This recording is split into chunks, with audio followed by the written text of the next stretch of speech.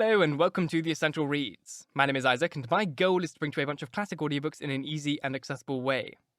This is the final chapter of Pride and Prejudice by Jane Austen. The next book will be The Picture of Dorian Gray by Oscar Wilde. I'm going to be re-recording it because when I did my version of it, I didn't have great equipment or a great studio, so I want the audio quality to be vastly improved. And also Netflix is doing an adaptation of it, and I want to get the book into as many minds as possible, as quick as possible, so that we can try and shut down Netflix's adaptation, because they are just spitting on the grave of Oscar Wilde and throwing away everything that he worked for and frankly making a mockery of his execution for being a homosexual, and I want that book to be out there as much as possible so that people can rage at Netflix with me. Anyway, Pride and Prejudice by Jane Austen, Chapter 61. Happy for all her maternal feelings was the day on which Mrs. Bennet got rid of her two most deserving daughters. With what delighted pride she afterwards visited Mrs. Bingley and talked of Mrs. Darcy may be guessed. I wish I could say, for the sake of her family, that the accomplishment of her earnest desire in the establishment of so many of her children produced so happy an effect as to make her a sensible, amiable, well-informed woman for the rest of her life. Though perhaps it was lucky for her husband, who might not have relished domestic felicity in so unusual a form, that she still was occasionally nervous and invariably silly. Mr. Bennet missed his second daughter exceedingly. His affection for her drew him oftener from home than anything else could do. He delighted in going to Pemberley, especially when he was least expected. Mr. Bingley and Jane remained at Netherfield only a 12-month. So near a vicinity to her mother and Meryton relations was not desirable, even to his easy temper, or her affectionate heart. The darling wish of his sisters was then gratified. He bought an estate in the neighbouring county to Derbyshire, and Jane and Elizabeth, in addition to every other source of happiness, were within 30 miles of each other. Kitty, to her very material advantage, spent the chief of her time with her two elder sisters. In society so superior to what she had generally known, her improvement was great. She was not of so ungovernable a temper as Lydia, and, removed from the influence of Lydia's example, she became, by proper attention and management, less irritable, less ignorant, and less insipid. From the further disadvantage of Lydia's society, she was, of course, carefully kept. And though Mrs. Wickham frequently invited her to come and stay with her, with the promise of balls and young men, her father would never consent to her going. Mary was the only daughter who remained at home, and she was necessarily drawn from the pursuit of her accomplishments by Mrs. Bennet being quite unable to sit alone.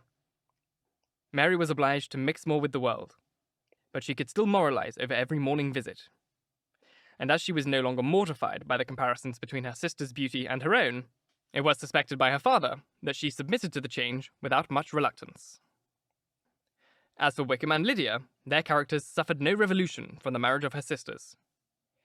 He bore with philosophy the conviction that Elizabeth must now become acquainted with whatever of his ingratitude and falsehood had been unknown to her before, and in spite of everything, was not wholly without hope that Darcy might yet be prevailed on to make his fortune. The congratulatory letter which Elizabeth received from Lydia on her marriage explained to her that, by his wife at least, if not by himself, such a hope was cherished. The letter was to this effect. My dear Lizzie, I wish you joy. If you love Mr. Darcy half as well as I do my dear Wickham, you must be very happy.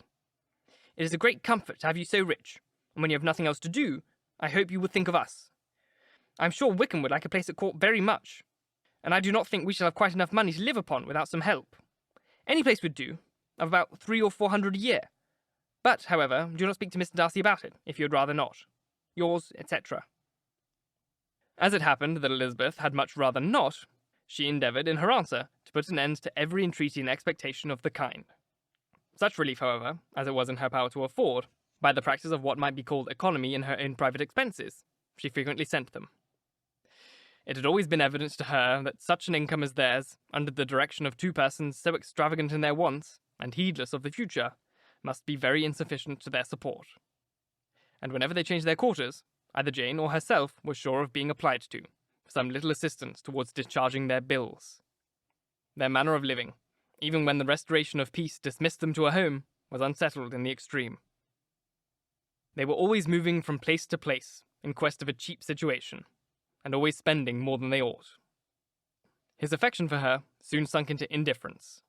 Hers lasted a little longer, and in spite of her youth and her manners, she retained all the claims to reputation which her marriage had given her. Though Darcy could never receive him at Pemberley, yet for Elizabeth's sake, he assisted him further in his profession. Lydia was occasionally a visitor there when her husband was gone to enjoy himself in London or Bath, and with the Bingleys, they both of them frequently stayed so long that even Bingley's good humour was overcome, and he proceeded so far as to talk of giving them a hint to be gone. Miss Bingley was very deeply mortified by Darcy's marriage, but as she thought it advisable to retain the right of visiting Pemberley, she dropped all her resentment. Was fonder than ever of Georgiana, almost as attentive to Darcy as heretofore, and paid off every arrear of civility to Elizabeth. Pemberley was now Georgiana's home, and the attachment of the sisters was exactly what Darcy had hoped to see. They were able to love each other even as well as they intended. Georgiana had the highest opinion in the world of Elizabeth, though at first she often listened with an astonishment bordering on alarm at her lively, sportive manner of talking to her brother. He, who had always aspired in herself a respect which almost overcame her affection, she now saw the object of open pleasantry. Her mind received knowledge which had never before fallen in her way. By Elizabeth's instructions, she began to comprehend that a woman may take liberties with her husband, which a brother will not always allow in a sister more than 10 years younger than himself. Lady Catherine was extremely indignant on the marriage of her nephew, and as she gave way to all the genuine frankness of her character, in her reply to the letter which announced its arrangement, she sent him language so very abusive, especially of Elizabeth, that for some time all intercourse was at an end. But at length, by Elizabeth's persuasion, he was prevailed on to overlook the offence and seek a reconciliation. And, after a little further resistance on the part of his aunt, her resentment gave way, either to her affection of him, or her curiosity to see how his wife conducted herself. And she condescended to wait on them at Pemberley, in spite of that pollution which its woods had received, not merely from the presence of such a mistress, but the visits of her uncle and aunt from the city. With the Gardiners, they were always on the most intimate terms. Darcy, as well as Elizabeth, really loved them, and they were both ever sensible to the warmest gratitude towards the persons who, by bringing her into Derbyshire, had been the means of uniting them. Thank you so very much for listening. I'm gonna cry. Thank you so much for listening. If you enjoyed, please like, comment, share, all that jazz, and if you really enjoyed, do subscribe, because there is another book to come next week. If you're listening on podcast, please leave a review, as it helps get this in front of as many people as possible, and reading your reviews really makes my day.